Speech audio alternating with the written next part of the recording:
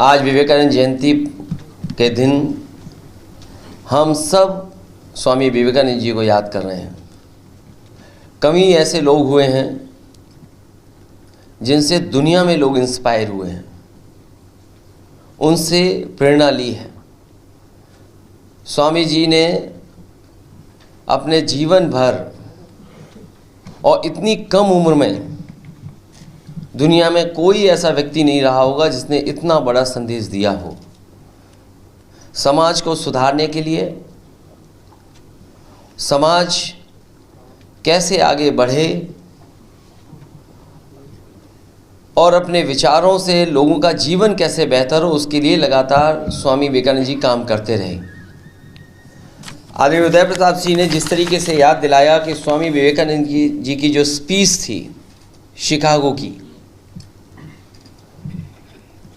उसको हम सब याद करते हैं। उस घटना को सबसे महत्वपूर्ण माना जाता है और लेखक ही नहीं, लीडर्स, भारत के पॉलिटिकल लीडर्स, दुनिया के और जो थिंकर्स हैं, उन्होंने भी इस बात की अपने भाषणों में, अपने लेखों में जिक्र किया है। और कहा जाता है कि जब स्वामी विवेकानंद जी स्पीच देने के लिए खड़े हुए तो उन्होंने जब ये कहा, sisters and brothers of America, न जाने कितनी देर तक तालियां बजती रही उनके स्वागत में।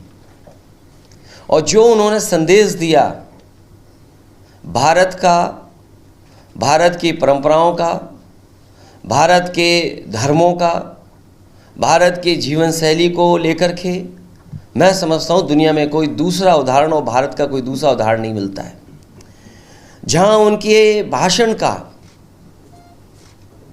एक हिस्सा मैं आपके साथ पढ़ना चाहता हूँ, सामने पढ़ना चाहता हूँ। उन्होंने कहा कि I am proud to belong to a religion which has taught the world both tolerance and universal acceptance.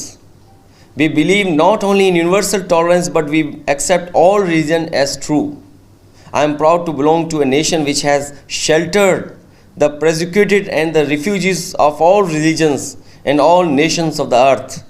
I am proud to tell you that we have gathered in our bosom the purest remnant of the, और continue की उन्होंने speech, जो उन्होंने दिशा दी कि गरीब की सेवा, कमज़ोर की सेवा, मानव की सेवा ही सबसे बड़ी है।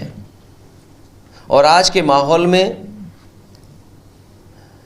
जो भारतीय जनता पार्टी ने रास्ता अपनाया है वो समाज को बांटने का है, टॉलरेंस का रास्ता नहीं है। जो शिक्षा स्वामी विवेकानंद जी यूनिवर्सल एक्सेप्टेंस की, वो रास्ता भारतीय जनता पार्टी का नहीं है।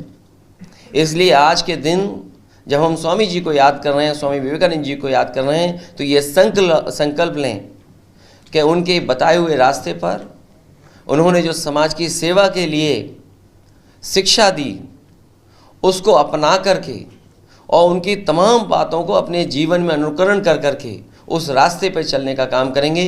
यही सच्ची श्रद्धांजलि उनको होगी।